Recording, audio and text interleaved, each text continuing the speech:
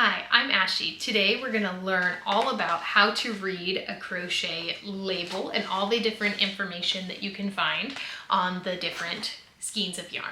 Now, before I researched this video, I didn't know what a lot of this information meant, and so I learned a lot while researching this video. I hope you learned something too, and if you do, let me know down in the comments. First, let's take a look at this yarn label. So this is one of my most commonly used yarns. I love this yarn from Hobby Lobby. I really like it. It's acrylic, but we'll get to that.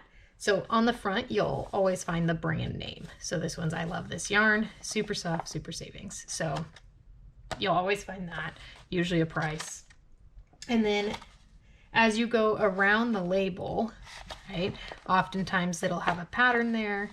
And then you get to, you'll find the color, name, and number. So like this one, it says color, number, name, 190 light gray. But you'll also find the lot number. So this one, I'm not gonna read it, but lot number. And the lot number is really, really important if you're making a large project. If you need all of your colors in that large project to be consistent, you want to make sure that your lot numbers for all of the skeins of yarn are the same.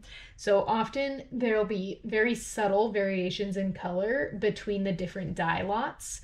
And so, you know, even though it might be the same name and number, so 190 light gray, it might be a slightly different color that would be noticeable if they're next to each other, if it's a different lot number. So best practice is that if you're doing a large project, buy all your yarn at once and get the same lot number. So as you continue to go around, there's often like a grid like this that has the weight and the length of the yarn. So this one gives the weight in grams and ounces, and then the length in yards and meters. Some will only give one or the other and not necessarily both metric and English system, but it can be converted. This is really helpful if you're buying a different yarn than the pattern that you're using suggests, because often it'll say like 4 balls of black whatever specific yarn, right? But if you're buying a different one, then you might need to compare the skein sizes to get the right amount of yarn. So either the weight or the yardage. So in addition to the actual weight of the skein, the yarn weight, which is the actual like thickness of the yarn, will also be listed somewhere. And often it's kind of a little tiny picture.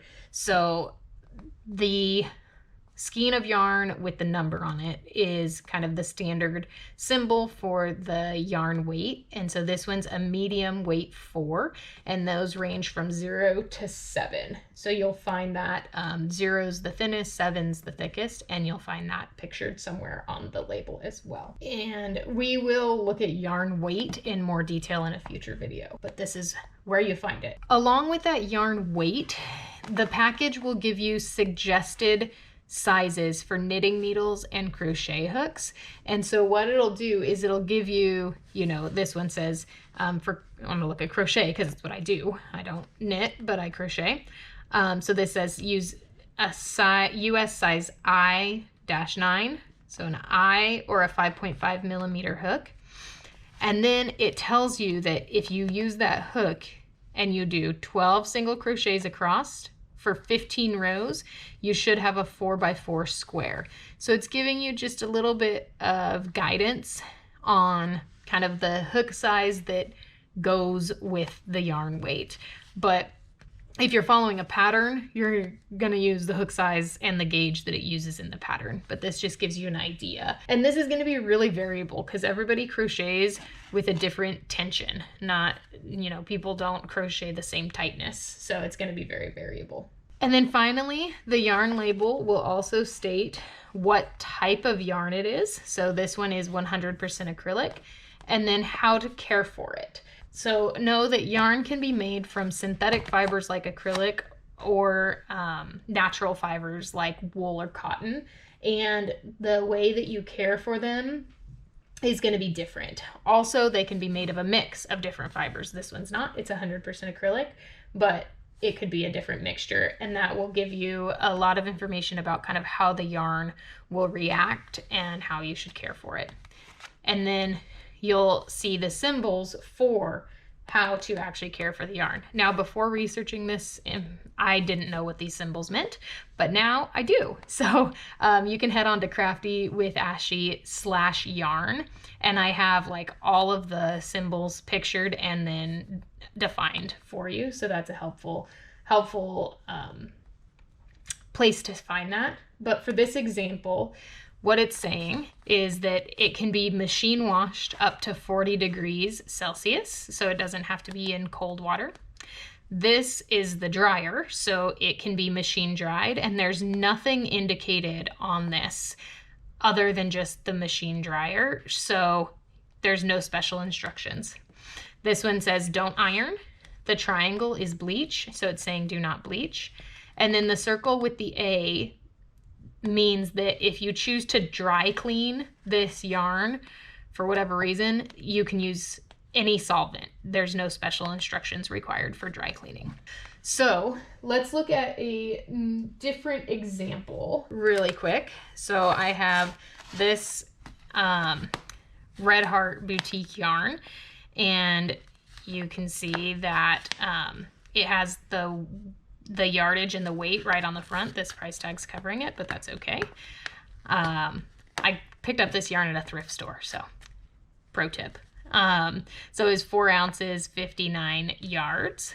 And then as you continue to go around, you find the recommended size of knitting needles. Here you have the color is blueprint, and then it gives the lot number. So again, as I just go around, I find all the information. This one even says, buy enough of the same dye lot to complete the project. So it gives you that information. All right, so now here we get to the yarn weight, which is, and this one's a jumbo, size weight 7 yarn versus this thinner weight 4. And here's those recommended sizes again, and the gauge. So it's looking at crochet, 4 single crochets for 4 rows with a size Q or 16 millimeter crochet hook, which gets you the 4x4 inch square. Most of the time it's 4x4 inch square. I don't know that I've ever seen anything different. Okay, now as we continue, you see right below that it has the care instructions. So these ones look a little bit different. So this one, the machine wash had a 40 degrees Celsius underneath. This one's 30, so you want to machine wash it a little bit colder than this yarn. This one is the dryer, and it's just got a line through it. So this is saying don't dry this in the machine. Don't do machine dry. No iron, no bleach again. And this P is for the dry cleaner again. And A is that any solvent can be used. P means that any solvent except for one specific one called trichloroethylene can be used. So I don't know what that means. I don't really dry clean, but know that if you were going to dry clean this yarn, you would want to tell them that it had the P on it. And then as you continue to go around, it has what it's made of. So this one's 73% acrylic, 16% nylon, and 11% wool. So that combo is why the care instructions are different than the 100% acrylic. Now, on one final example, I'm not going to go through the whole thing, but on this one, you can see on the wash, the tub of water, it doesn't have degrees to use. It just has 1 dot, and the 1 dot means cold, okay? And then on the dryer, you can see that there's also a dot in the middle, and that means to tumble dry low. So this one needs to be cold and low, and it says don't dry clean at all. So just different, and then this one's polyester. So different care instructions for different yarns. Now that we looked at all of that information, I feel much more confident choosing yarns for my projects and then caring for those projects after I complete them.